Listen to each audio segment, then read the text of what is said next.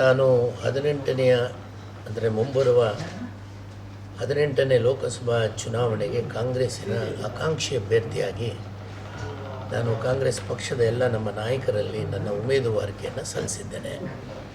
ನಾನು ಒಬ್ಬ ಹಿರಿಯ ಕರ್ನಾಟಕ ರಾಜ್ಯ ಪ್ರಶಸ್ತಿ ಪುರಸ್ಕೃತ ಕಲಾವಿದನಾಗಿ, ಸಿನಿಮಾ ನಟ, ನಿರ್ದೇಶಕ, ನಿರ್ಮಾಪಕನಾಗಿ, ಲೇಖಕನಾಗಿ, ಜೊತೆಗೆ ಈ ಹಿಂದೆ ಕಾಂಗ್ರೆಸ್ ಪಕ್ಷದ ವತಿಯಿಂದ ಕೋಲಾರದಲ್ಲಿ ಉಸ್ತುವಾರಿ ಸೆಕ್ರೆಟರಿಯಾಗಿ ನಾನು ಇಲ್ಲಿ ಕೆಲಸ ಮಾಡಿದ್ದೇನೆ. ಪಕ್ಷದ ಹಲವಾರು ಅಂದರೆ ಅದರ ಪ್ರಚಾರಗಳಾಗ್ಬೋದು ಅಥವಾ ಮೀಡಿಯಾ ಆಗ್ಬೋದು, ನನಗೇನು ಪಕ್ಷ ಒಂದು ಕಾರ್ಯಕ್ರಮವನ್ನು ರೂಪಿಸ್ಕೊಟ್ಟಿತ್ತು, ಜವಾಬ್ದಾರಿಯನ್ನು ಕೊಟ್ಟಿತ್ತು, ಆ ಜವಾಬ್ದಾರಿಯನ್ನು ನಾನು ಸತತವಾಗಿ ನಿಷ್ಠೆಯಿಂದ ನಾನು ನಿರ್ವಹಿಸಿದ್ದೇನೆ. ಈ ಹಿಂದೆ ನಾನು 2013ರಲ್ಲಿ ಸಿ ವಿ ರಾಮನ್ ನಗರಿಂದ MLA ಸೀಟನ್ನು ಕಾಂಗ್ರೆಸ್ ವತಿಯಿಂದ ಕೇಳಿದ್ದೆ. ಅದು ಭಾಷಾ ಅಲ್ಪಸಂಖ್ಯಾತರು ಅಂದರೆ ತಮಿಳು ಭಾಷಿಗರಿಗೆ ಕೊಡಬೇಕು ಅಂತೇಳಿ ನಮ್ಮ ಪಕ್ಷ ನಿರ್ಧಾರ ಮಾಡಿದ್ದ ಕಾರಣದಿಂದ ನಾನು ಅಲ್ಲಿ ಸ್ಪರ್ಧೆ ಮಾಡಲಿಕ್ಕೆ ಸಾಧ್ಯ ಆಗಲಿಲ್ಲ. ತದನಂತರ ಒಬ್ಬ ಕಲಾವಿದನಾಗಿ ನನಗೆ MLC ಆಗುವಂಥ ಅವಕಾಶ ಬಂದಿತ್ತು. ಕಾರಣಾಂತರದಿಂದ ಅದು ಮುಂದೂಡಲಾಗಿದೆ. ಬಹುಶಃ ಮುಂದೆ ನನ್ನನ್ನು ನಮ್ಮ ಪಕ್ಷದ ನಾಯಕರು ಗುರುತಿಸ್ಬೋದು. ಅದಕ್ಕೂ ಮುನ್ನ ಇದೊಂದು ಕೋಲಾರದಲ್ಲಿ ಏನು ಈ ಒಳ ಮೀಸಲಾತಿಯ ಆಧಾರದಲ್ಲಿ ಬಲಗೈ ಪರಿಶಿಷ್ಟ ಜಾತಿಯವರಿಗೆ ಒಂದು ಈ ಸಮುದಾಯಕ್ಕೆ ಇಲ್ಲಿ ಸ್ವಾತಂತ್ರ್ಯ ನಂತರ ನಡೆದಂಥ 17 ಚುನಾವಣೆಗಳಲ್ಲೂ ಸಹ ಲೋಕಸಭಾ ಚುನಾವಣೆಯಲ್ಲಿ ಇಲ್ಲಿವರೆಗೂ ಅವಕಾಶವನ್ನು ಕೊಟ್ಟಿಲ್ಲ. ಸೊ ಹಾಗಾಗಿ ಏನು ಈ ಬಲಗೈ ಪಂಗಡದ ಅತಿ ಹೆಚ್ಚಿನ ಸಂಖ್ಯೆ ಇರುವಂತಹ ಸುಮಾರು 4.5 ರಿಂದ 5 ಲಕ್ಷಕ್ಕೂ ಹೆಚ್ಚು ಜನಸಂಖ್ಯೆ ಇರುವಂತಹ ಪರಿಶಿಷ್ಟ ಜಾತಿಯ ಬಲಗೈ ಪಂಗಡಕ್ಕೆ ಇಲ್ಲಿ ಈ ಬಾರಿ ಕಾಂಗ್ರೆಸ್ ಪಕ್ಷದಿಂದ ಒಂದು ಅವಕಾಶವನ್ನು ನೀಡಿ ಅಂತ ಹೇಳಿ ಇಲ್ಲಿನ ಎಲ್ಲ ಕಾಂಗ್ರೆಸ್ಸಿನ ನಾಯಕರುಗಳು ಸಹ ಕೇಳಿದ್ದಾರೆ. ಈ ಹಿಂದೆ ಇಲ್ಲಿಯವರೆಗೂ ನಮ್ಮ ನಾಯಕರಾಗಿರುವಂತಹ H ಮುನಿಯಪ್ಪರವರು 7 ಬಾರಿ ಕೋಲಾರ ಲೋಕಸಭೆಯಿಂದ ಚುನಾಯಿತರಾಗಿ ಕೇಂದ್ರದಲ್ಲಿ ಸಚಿವರಾಗಿ ಅತಿ ಹೆಚ್ಚಿನ ಸೇವೆಯನ್ನು ಈ ಭಾಗಕ್ಕೆ ಮಾಡಿದ್ದಾರೆ.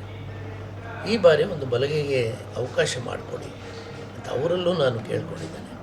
ಬಲಗೈ ಸಮುದಾಯಕ್ಕೆ ಕೊಡಲೇಬೇಕಾದಂಥ ಅನಿವಾರ್ಯತೆ ಬಂದಾಗ ದಯಮಾಡಿ ನನಗೆ ಆಶೀರ್ವಾದ ಮಾಡಿ ನನಗೆ ಕೊಡಿಸಿ, ಇಲ್ಲ ಪಕ್ಷ ಎಡಗೈಗೆ ಕೊಡಬೇಕು ಅಂತ ಒಂದು ತೀರ್ಮಾನ ಮಾಡಿದಲ್ಲಿ ಪಕ್ಷ ಯಾರಿಗೆ ಕೊಡುತ್ತೋ ನಾವು ಅವ್ರಿಗೆಲ್ಲರಿಗೂ ನಿಷ್ಠೆಯಿಂದ ಕೆಲಸ ಮಾಡ್ತೀವಿ ಅಂತ ಹೇಳ್ದ. ನಾನೊಬ್ಬ ಆಕಾಂಕ್ಷಿ ಅಭ್ಯರ್ಥಿಯಾಗಿ ಇಂದು ನಿಮ್ಮೆಲ್ಲರಲ್ಲಿ ಕೈ ಮುಗಿದು ಕೇಳ್ಕೊಳ್ತೀನಿ, ನಿಮ್ಮೆಲ್ಲರ ಸಹಕಾರ. ನಾನು ಕಲಾರಂಗ ಮತ್ತು ರಾಜಕೀಯ ರಂಗ ಒಂದೇ ನಾಣ್ಯದ 2 ಮುಖ ಇದ್ದಾಗೆ ಕಳೆದ 50 ವರ್ಷಗಳಿಂದ ಒಬ್ಬ ರಾಜ್ಯ ಪ್ರಶಸ್ತಿ ಪುರಸ್ಕೃತನಾಗಿ ನಾನು ಸೇವೆ ಮಾಡಿದ್ದೀನಿ. ಆ ಕಲಾರಂಗದ ಸೇವೆಯನ್ನು ರಾಜಕೀಯ ರಂಗದಲ್ಲೂ ಸಹ ಪ್ರತಿ ಚುನಾವಣೆಗೆ ಪ್ರಚಾರ ಗೀತೆಗಳನ್ನು, ಪ್ರಚಾರ ವಿಡಿಯೋಗಳನ್ನು ಮಾಡೋದ್ರ ಮೂಲಕ ಮತ್ತು ಎಲ್ಲ ಕಡೆ ಪ್ರಚಾರಕ್ಕೆ ಹೋಗಿ ಪಕ್ಷವನ್ನು ಹೆಚ್ಚು ಜಯಶಾಲಿಯನ್ನು ಮಾಡುವ ನಿಟ್ಟಿನಲ್ಲಿ ನಾನು ಭಾಳಷ್ಟು ಕೆಲಸ ಮಾಡಿದ್ದೇನೆ. ನನಗೊಂದು ಅವಕಾಶ ಮಾಡಿಕೊಡಿ ಅಂಥೇಳಿ ನಮ್ಮೆಲ್ಲ ನಾಯಕರನ್ನು, ಕೇಂದ್ರ ನಾಯಕರನ್ನು, AICCಯ ಅಧ್ಯಕ್ಷರಾಗಿರುವಂಥ ಮಾನ್ಯ ಶ್ರೀ ಮಲ್ಲಿಕಾರ್ಜುನ್ ಖರ್ಗೆ ಅವರಾಗ್ಬೋದು, KC ವೇಣುಗೋಪಾಲ್ಜಿ ಆಗ್ಬೋದು, ರಣಜಿತ್ ಸಿಂಗ್ ಸುರ್ಜೇವಾಲಾ ಅವರಾಗ್ಬೋದು, ಅಭಿಷೇಕ್ ದತ್ ಅವರಾಗ್ಬೋದು, ಸ್ಕ್ರೀನಿಂಗ್ ಕಮಿಟಿಯ ಚೇರ್ಮನ್ ಆಗಿರುವಂಥವ್ರು ಎಲ್ಲರಲ್ಲಿ, ಮತ್ತು ಇದಕ್ಕಿಂತ ಹೆಚ್ಚಿನದಾಗಿ ನಮ್ಮ ಕೋಲಾರದ ಹಿರಿಯ ನಾಯಕರುಗಳೆಲ್ಲರಲ್ಲೂ ಈಗೇನು ನಮ್ಮ ಸುರೇಶ್ ಬೈರ್ತಿ ಅವರು ಇಲ್ಲಿ ಉಸ್ತುವಾರಿ ಸಚಿವರಾಗಿದ್ದಾರೆ ಅವರಲ್ಲೂ, ಜೊತೆಗೆ ನಮ್ಮ ಡಾಕ್ಟರ್ MC ಸುಧಾಕರ್ ಅವರಲ್ಲೂ, ಮಾಜಿ ಸಚಿವರಾಗಿರುವಂಥ ರಮೇಶ್ ಕುಮಾರ್ ಅವರು, ಪುತ್ನೂರು ಮಂಜು ಅವರು, ಹಾಗೆ ನಂಜೇಗೌಡರು, ನಮ್ಮ ನಾರಾಯಣ ಸ್ವಾಮಿಯವರು, ಹೀಗೆ ಎಲ್ಲರೂ, ಹಾಗೂ ನಮ್ಮ KH ಮುನಿಯಪ್ಪರವರ ಪುತ್ರಿಯಾಗಿರುವಂತಹ ರೂಪಾ ಶಶಿಧರವರಲ್ಲಿ ಅವ್ರು ನೇರವಾಗಿ ನಾನು ಭೇಟಿಯಾಗದೆ ಹೋದರು, ಅವ್ರನ್ನ ದೂರವಾಣಿ ಮುಖಾಂತರ, ಹೀಗೆ ಮತ್ತು ರಾಜೀವ್ ಗೌಡರು ಶಿಡ್ಲಘಟ್ಟದಲ್ಲಿ ನಮ್ಮ ಪಕ್ಷದ ಇದಾಗಿದ್ದರು, ಆದಿನಾರಾಯಣರವರು ಮುಳಬಾಗಿಲಿಂದ, ಎಲ್ಲರಲ್ಲೂ ಪ್ರತಿಯೊಬ್ಬ ನಾಯಕರಲ್ಲೂ ಹಾಗೂ MLC ಆಗಿರುವಂಥ ಅನಿಲ್ ಕುಮಾರ್ ಅವ್ರನ್ನೂ ಸಹ ಅವ್ರನ್ನ ಖುದ್ದಾಗಿ ಭೇಟಿ ಮಾಡೋಕ್ಕೆ ಹೋದಾಗ ಅವ್ರಿಗೆ ಆರೋಗ್ಯ ಚೆನ್ನಾಗಿರಲಿಲ್ಲ, ಆದರೂ ಅವ್ರನ್ನ ಭೇಟಿ ಮಾಡಿ